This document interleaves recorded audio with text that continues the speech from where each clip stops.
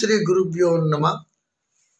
శ్రీ క్రోధినామ సంవత్సరం ఈ మాఘమాసము ఫిబ్రవరి నెల రవి సంక్రమణం 14వ తేదీ దగ్గర నుంచి మార్చి 13 వరకు ఈ వృశ్చిక రాశి వారి ఫలితాలు ఏ విధంగా ఉన్నాయి గోచార రీత్యా.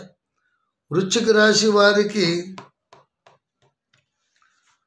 ఎలా ఉందంటే, ఒక రకంగా చెప్పాలంటే వృశ్చిక రాశి వారికి బాగానే ఉంది, తిరుగులేదు. వృశ్చికం కీటకం, అధిపతి ఎవరు వృశ్చికానికి? కుజుడు. కుజుడు ఎవరింట్లో ఉన్నారండి? బుధుడి ఇంట్లో ఉన్నాడు. బుధుడు ఎక్కడున్నాడు? ధనమందున్నాడు. ధనాధిపతి ఎందుకు? తృతీయాధిపత్యంలో ఉన్నాడు. చతుర్థమందు ఉచ్చస్థితిలో శుక్రుడు ఉన్నాడు. చతుర్థమందు రాహు కూడా ఉన్నాడు. శుభము అశుభము.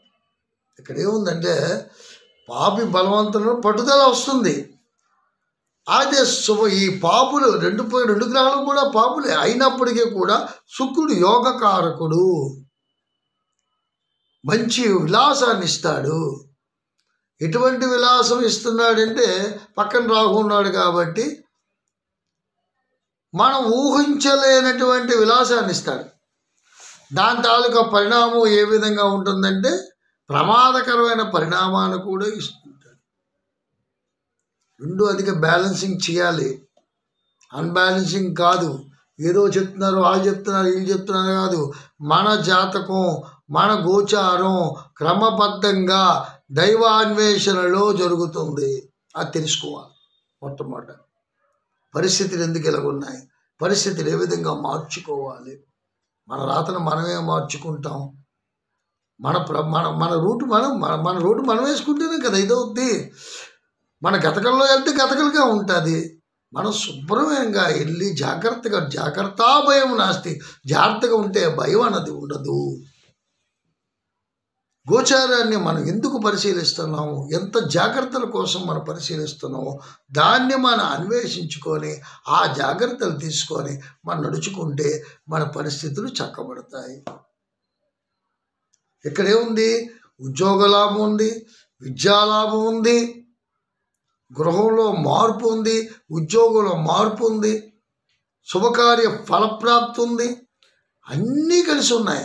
కానీ కొన్ని విషయాలు తగు జాగ్రత్త అవసరం. ఆలోచించి చేయమంటున్నారు. ఏదైనా సరే కొత్తగా వ్యాపారం శ్రీకారం చుడితే ఆలోచించమంటున్నారు.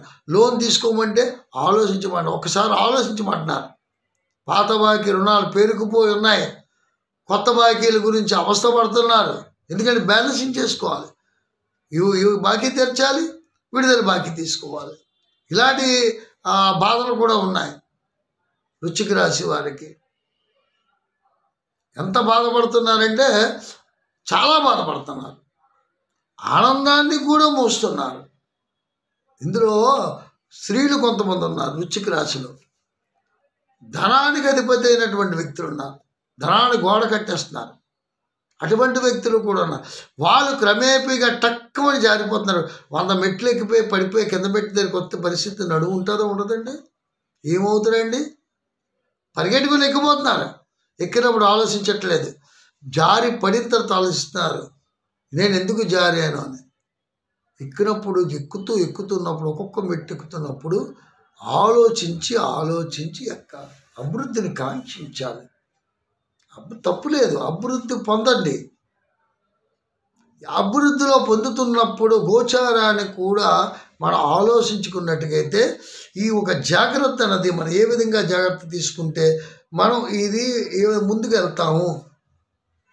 ఆ జాగ్రత్తలు ఎంత జాగ్రత్త తీసుకుంటే అంత మంచిది. వృశ్చిక రాశి వారికి, మేష రాశి ఇద్దరికి చెప్తుంటాను, అయ్యా మీరు తొందరపడకండి, అమ్మ మీరు తొందరపడకండి, తొందరపడి నిర్ణయాలు తీసుకోకండి.